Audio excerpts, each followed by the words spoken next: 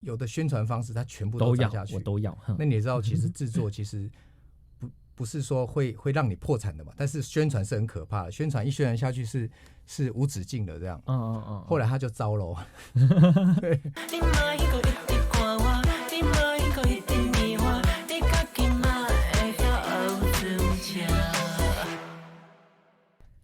欢迎收听今天的一起聊斜杠，今天是第一集，我是易成儿。节目会以2集为一单位哦，然后访谈台语音乐的相关从业者。上集主要是描述他的生平啊，还有对于台语的爱。下集会有一些粉丝的小问答，以及关于台语歌现状好的一些评论这样子。那我们今天第一集当然就请到这个重量级的来宾，好，他是闽南语的音乐制作人，是词曲创作者，也是编曲师，当然最重要的也是我的老板，欢迎林从印老师。Hello， 大家好，我是从印。好，老师好。老师写过非常多的歌哦，其实不止台语歌，在国语上面的创作，好，就包含可能之前制作过孙楠啊，然后可能也跟蔡琴合作过黄小琥等等的。那台语像之前最近一次制作了这个黄妃的专辑，好，然后也有帮这个蔡秋凤啊、谢金燕写过歌。好，那想要先从这个儿时，我们通常讲一件事情，好，兴趣的开展会先从儿时开始。老师小时候跟闽南语歌曲的关联是什么？是从小会听闽南语歌吗？亦或是家庭其实是跟闽南语有关系？小时候是这样哈，小时候就是因为我妈妈，她小时候就是都是听台语歌，然后为什么会写台语歌呢？其实有一个渊源，就是因为我妈以前啊都是听那些。对，但就是你知道，老人家喜欢听那些演嘎啦哈，然后或者一些那一种，反正就是那种比较所谓的比较传统的台语这样子。好，那时候我其实已经接触的都是一些国语的。好，我才记得我最早接触的是齐秦的音乐。好，我是从齐秦其实听齐秦音乐，然后就是知道流行音乐的这样，因为那时候刚好民歌衔接到流行嘛，然后就想说，台语歌。因为你知道台语歌其实它一直都是跟国语是有一个所谓的这种落差的，就是它的那个它的元素，它的出来的这些不管是旋律也好，或者是音乐风格也好，它其实都是有一些落差感在，对，落差感在。然后觉得说，为什么台语要这样子写？因为那时候已经在研究写歌这件事情，是。然后我就试着把一些我在国语这边吸收到的一些 know how， 好，那时候就开始在尝试说，那我把台语那样写会怎么样？用国语歌的逻辑去试试。对，所以那时候是因为我妈在听，从小因为我们小时候还有那个卡拉 OK 机，你知道，她在家里会那种有时候闲暇之余就这样打开，然后开始就是对嗨唱这样子，对这边 K 你知道吗？在那边 K 歌这样子，然后。是因为这样子有一个开始的对，好，了解。那包括说可能老师最早崛起台语歌曲创作崛起在于巨人唱片，并且呢有担任制作人。那从创作跨足到制作人，那个开始起点是什么呢？创作到制作人这个就说来话长的，这有一个渊源。我当时呢那时候在一开始我都是做国语歌嘛。是，然后那时候最开始做的是，我记得是那时候跟周传雄合作。那时候他正在刚开始做5566嘛，然后后来我还有做像杨丞琳啊什么，因为那时候偶像剧很夯嘛，很火热嘛，然后做了一堆偶像剧的这个 OST 这样子。然后后来因为有个因缘际会，有一个朋友说，他最近在做台语专辑，想找我编曲。所以我其实一开始不是接触写歌，我是接触是编曲，我是去编台语歌这样。然后编一编呢，他说那你有没有写台语歌？我说有啊，我之前就是因为好玩嘛，我就写了一些觉得可能就是不是很商业的这样子，我就丢给他听。他听完以后说这制作人就很欣赏我的创作的感觉，所以他就把它用进来。所以一开始我其实写台语歌，我印象中第一首应该说第一首发表应该是给吴淑敏。对对对。那至于哪一首歌我有点忘记了，因为他后来加入巨人唱片所发的这些歌曲，其实好像我就有参与进来，这样。然后是因为说为什么变制作人，是因为有一次呢，就是这个制作人啊，他因为自己也有签歌手嘛，然后这签歌手就是他觉得说，哎，我好不容易签了歌手，我一定要好好大张旗鼓来给他把他做火起来。结果他就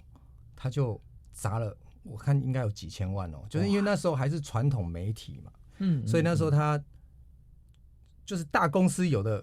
的宣传方式，他全部都砸下去，我都要。那你也知道，其实制作其实不是说会让你破产的嘛，但是宣传是很可怕的，宣传下去是无止境的这样。后来他就糟了，对，然后糟了以后，然后就欠了一堆人钱嘛，那刚好也包括我的这个费用嘛。然后后来我就去找等于是巨人唱片的老板嘛，那时候就是张富嘛，张富在就是等于是他就是就是 leader 嘛，这样。我说那富哥怎么办？这个某某谁这样跑掉了这样，对，怎么办？他说这样好不好？因为富哥人也不错，就是他就两边都付，因为他其实之前就已经付给他了，但是他跑掉了嘛。然后就富哥跟我讲说，这样子好了，我来处理这样，但是你可不可以这样子，你帮我延续后面的制作？因为他后来就跑掉，没有人制作嘛。对，没有制作人。那我就这样误打误撞就开始进入接了第一张专辑，台语专辑啊。那第一张台语专辑是谁的作品？就是吴淑敏吴淑敏的作品。所以我第一首台语歌也是给他，后来制作好像也是他。那对，所以跟他渊源蛮深的。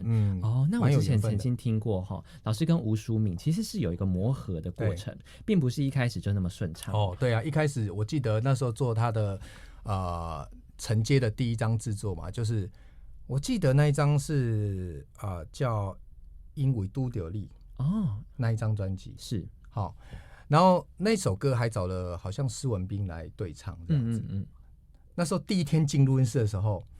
然后我那时候就觉得，因为那时候其实对制作没什么经验的，是我想说我一定要让它变得跟以前不一样。因为你知道他就是一接受了系统也是那种比较传统那一块的系统，那他一直也想转型这样子。然后我就说好，那我一定要让他就是颠覆以前的那个改头换面。对，所以我就用了一些很国语的一些口气的唱法，去强加式的让他变成这样子。结果他最后他崩溃了，我说老师我不想唱。就是因为他那个也不是他的问题，因为是他那个整个思维逻辑不一样。因为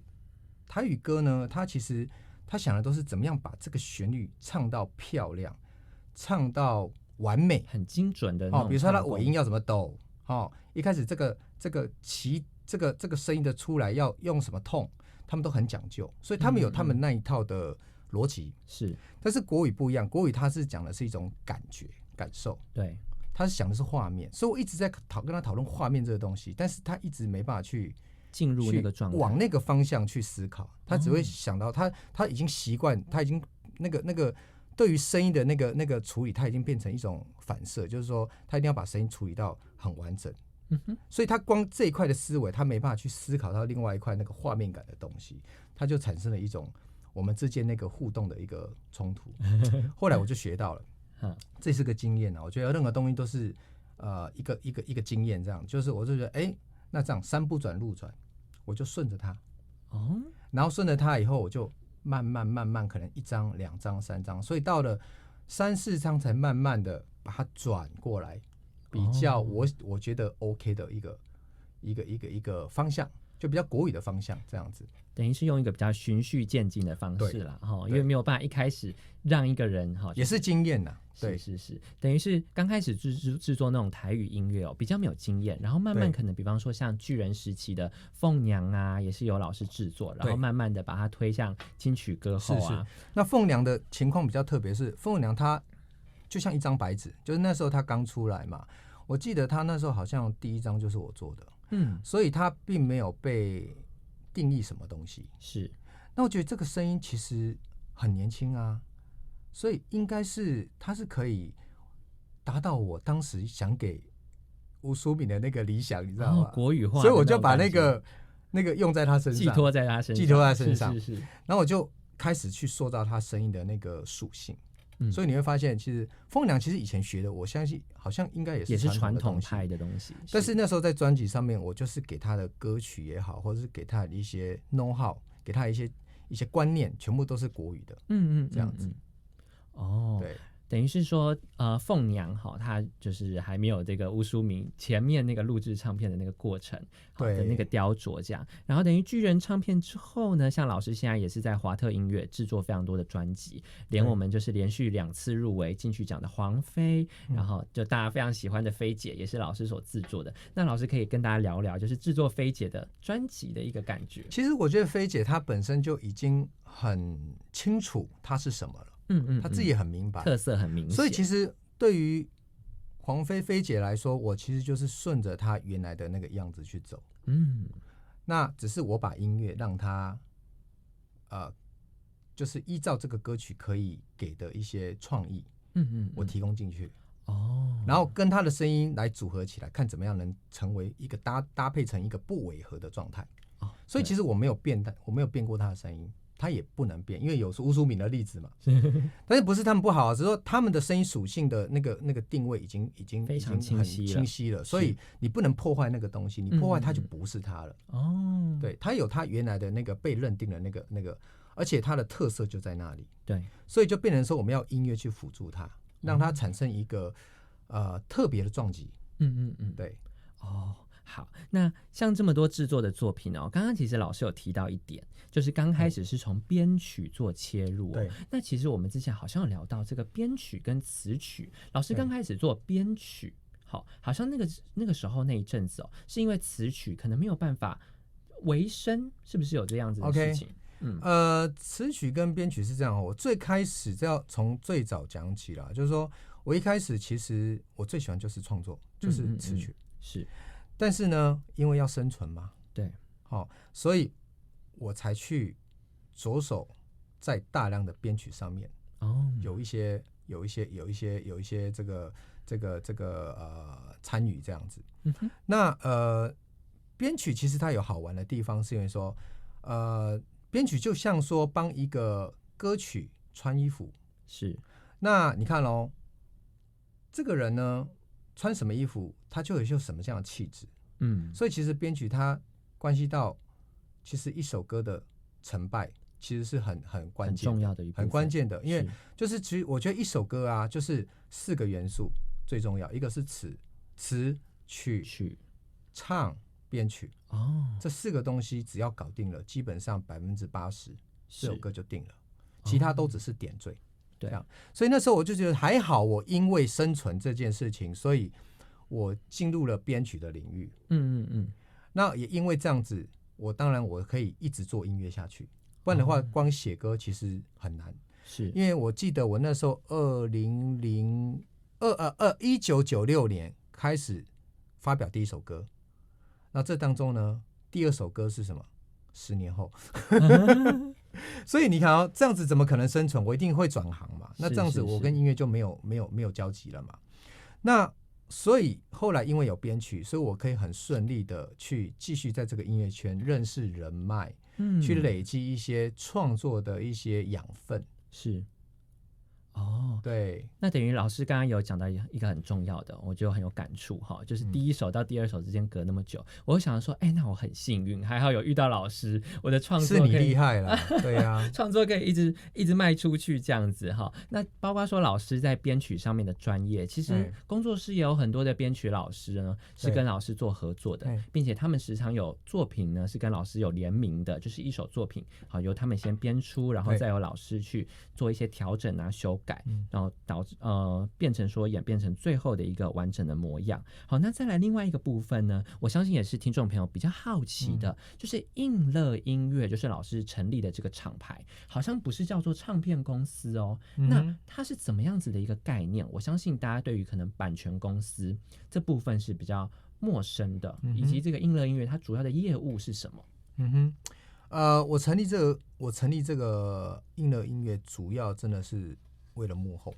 其实不是为了幕前。是，那我是希望说，我以前因为经历了很多，就像我刚刚讲嘛，我其实写了第1首，第二首发表第一首，第二首的时候其实已经10年后了。是，所以我就希望说，我经历了这些人脉就是经历这些过程以后，拥有这些人脉跟经验，我希望能借由一个体系、一个系统的整合过的，去给这些想要参与在这个行业里面的这些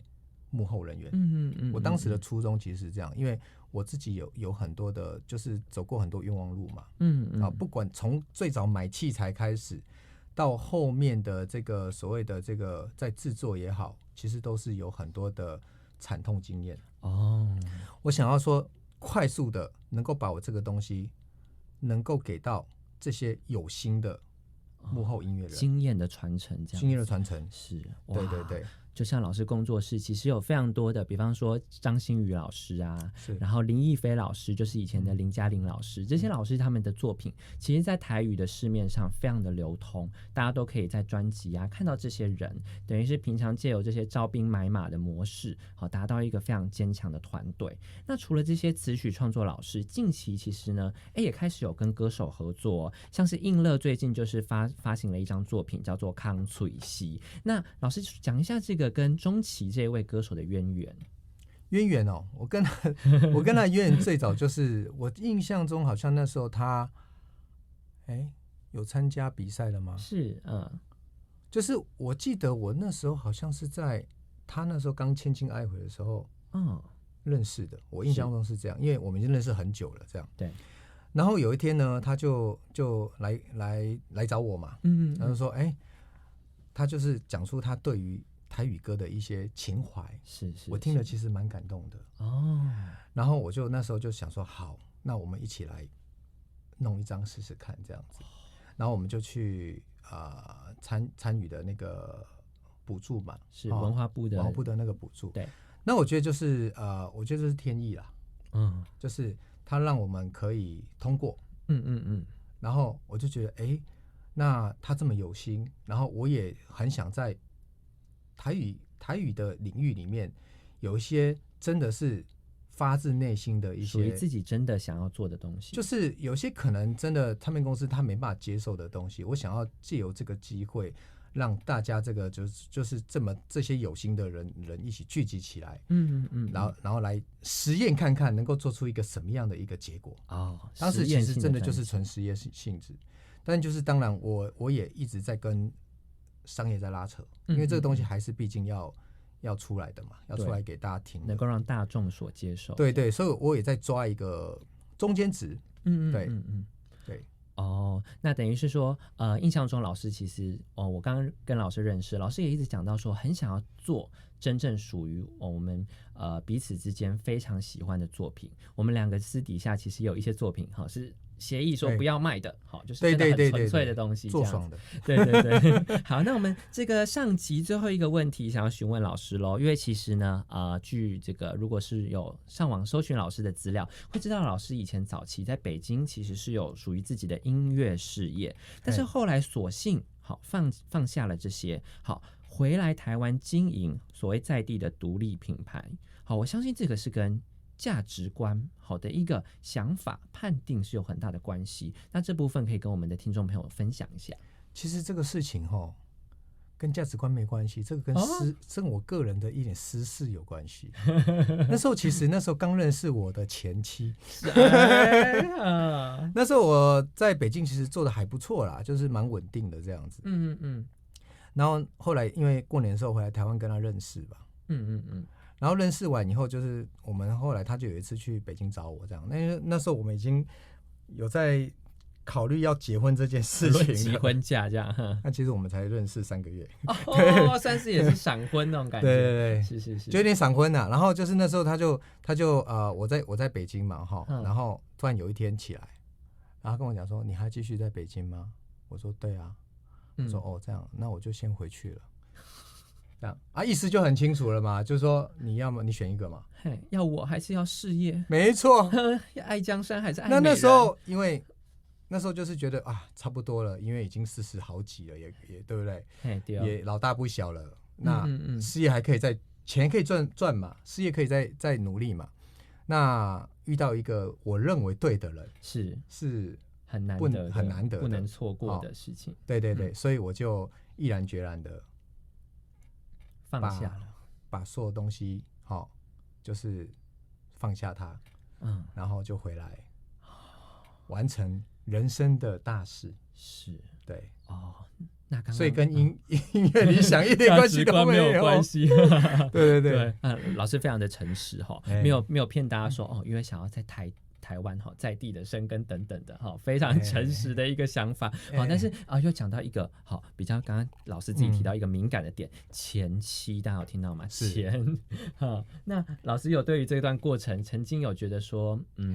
是否有后悔嘛？就是当时放下这个过程。完全不会，因为有那个过程才会有现在的我对，活得这么的坦荡荡。是，对，老师非常豁达。对对，因为我觉得就是人的一生里面就是会有很多的波折嘛，跟就是意料嘛，这样子是难以意料的东西。那我觉得这段过程让我知道说原来我自己其实是我自己要的是什么东西，就是可能因为其实我有两次婚姻啦，那所以我是第二次才发现说其实一个人也可以过得还蛮自在的。对，那因为有体验过，你看我现在有小孩有什么有认为是对的婚姻这样子，我才知道说原来其实这个过程呢，就是它其实是有美好，越美好的东西它就有越多的代价在里面嘛。是，那你没有经历这个美好，你怎么会知道说原来自己想要的东西是什么？对，你没有经历美好跟不好，你就不知道你要选择什么。所以那一段的美好对我来说，那是一个很好的体验，让我知道我自己现在要的是什么东西。是，对。老师刚刚跟那个听众朋友讲到一个很重要的一点我们把它当作体验，曾经的美好它都是体验它不会成为是一个惋惜的一部分，所以它造就了后来的一些豁达的人生观这样子那这是我们上半集的内容那下半集等下就会有这个粉丝的提问要问我们林聪英老师的问题好，那我们待会见喽。